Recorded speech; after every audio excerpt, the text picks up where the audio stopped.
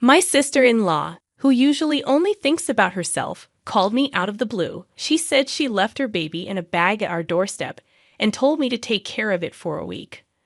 I was shocked and confused. I had just moved out the day before. When I told her this, she started yelling at me, saying she was overseas and demanded I find the baby right away. I hurried back to the house I used to live in, driving as fast as I could. But when I got there, the baby was nowhere to be seen. Panicking, I realized I needed to call the police.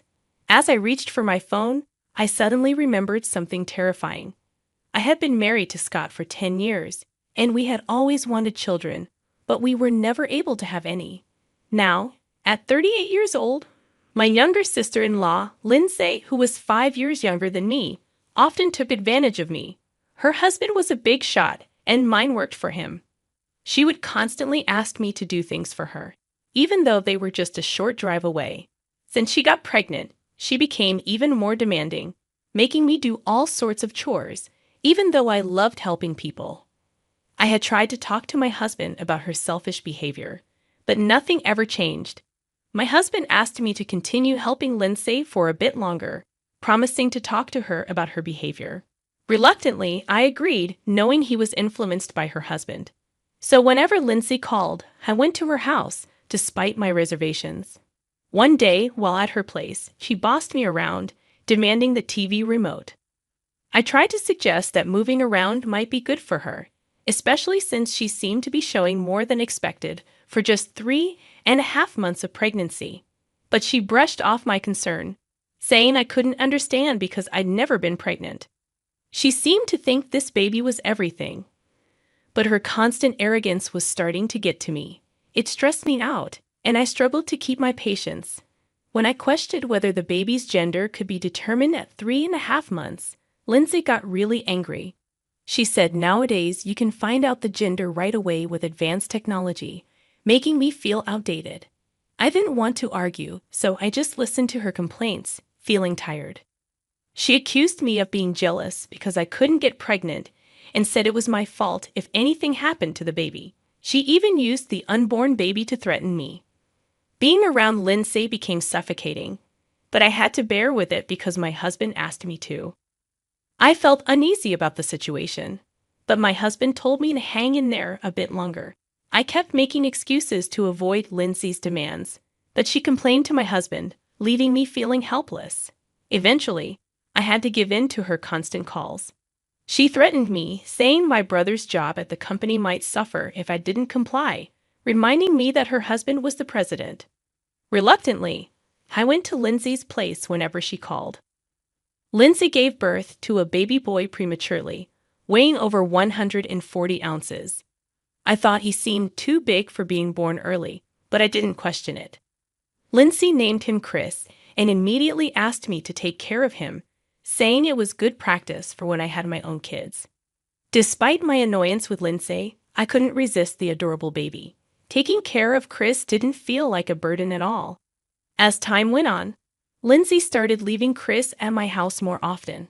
One day, she dropped him off dressed up, saying she had a dinner related to her husband's work and needed to go with him.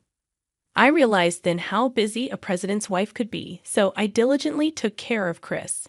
But the frequency of Lindsay leaving Chris with me kept increasing. When I questioned if it was too much, she insisted that I should help because her husband was handling important business deals. Despite my doubts, I couldn't refuse to care for the baby. One day, while changing Chris' diaper, I noticed he had diarrhea. He didn't seem sick otherwise, so I made sure to keep him warm. When Lindsay came to pick him up, I told her about it. She accused me of harming Chris out of spite, but I denied it. Just then, my husband Scott arrived home and intervened. He explained that I might not have much experience with babies, and it could have been because Chris got a little cold. He asked Lindsay to forgive me, and she left in tears. I was puzzled why I had to apologize when I hadn't done anything wrong. Feeling frustrated, I sent Lindsay and Chris off. Later, while preparing dinner, Scott pulled out some documents and said there was something important we needed to discuss. What he told me was unbelievable, and I couldn't have imagined it. However, seeing Scott's determined stance, I quietly agreed. A week later, while unpacking boxes, Lindsay called, saying she had left a bag at our entrance and that I should take care of Chris for a week. I was baffled, as we had moved out the day before. I pleaded with her to pick up Chris immediately, but she didn't believe me at first. Finally understanding, she panicked, revealing that she had left Chris in a bag on the doorknob 5 hours ago. Despite it being spring, it was still chilly outside. Worried about Chris' well-being, I rushed to our old house. However, there was no sign of him or the bag. After searching and asking neighbors with no luck, I was about to call the police when I received a shocking call. I was left speechless by its content. Lost in shock, I wandered around until Lindsay called again, asking if I found Chris in the bag at the entrance. But he wasn't there, and I couldn't find him anywhere. Lindsay panicked, fearing her husband would divorce her if Chris wasn't found, blaming me for everything. Desperate, Lindsay refused to involve the police, prioritizing her husband's reputation over Chris's safety. She even admitted that Chris was just a means to get money from her husband. I was stunned by her selfishness. Eventually, Lindsay lamented that her trip was ruined as she couldn't get a flight that day. It was clear that she cared more about her own inconvenience than the safety of her own child. But I'm coming back tomorrow. Don't tell my husband anything.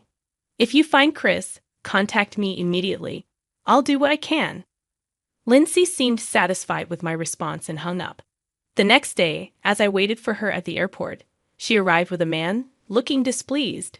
When I told her that Chris was unreachable, Lindsay panicked, accusing me of lying and demanding that I find a baby resembling him immediately. Enraged and devastated, she questioned if I was even a mother. Overwhelmed with anger and sadness, tears streamed down my face.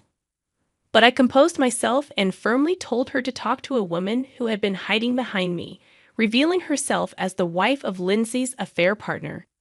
The man trembled in shock as his wife confronted him, refusing to forgive him and giving him a hard slap.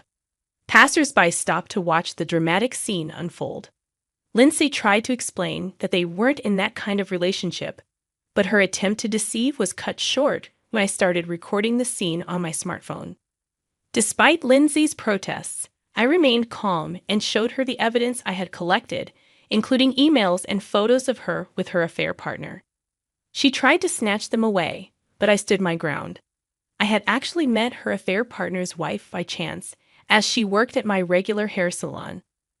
Lindsay was stunned, realizing how I had found out about her affair. She had no explanation for her actions, and I felt a mix of relief and satisfaction as I confronted her with the truth. Unlike his wife, who was successful and owned several shops and was skilled in a technique, her husband was known for not working and just playing around. He was a typical husband sponging off his wife. When I told his wife about Lindsay's affair trip, she said she had enough and decided to join me. Usually gentle and kind, I was surprised at how terrifying she could be when angry. The hairstylist, known as a playboy, couldn't stand up to his wife and begged repeatedly for her not to divorce him. Watching her resolute refusal, I felt a strong resolve. Moreover, I wondered if Chris was born from the affair.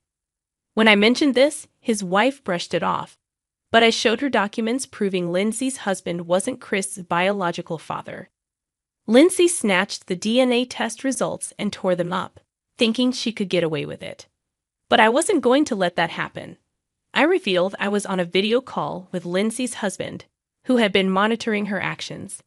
Lindsay panicked, realizing she had been caught. I explained everything step by step. A week ago, her husband suspected something and requested a DNA test.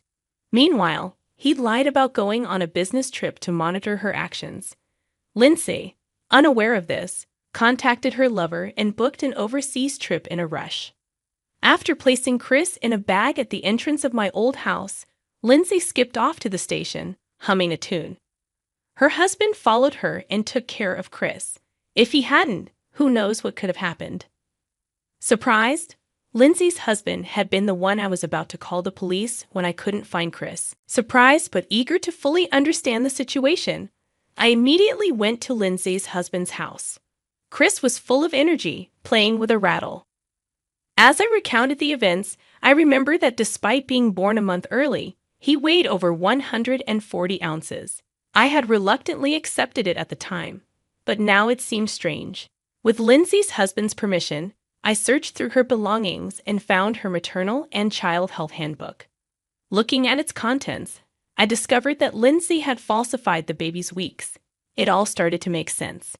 Reflecting on the timing of her pregnancy, I realized it coincided with her husband's long business trip, making it impossible for him to be the father.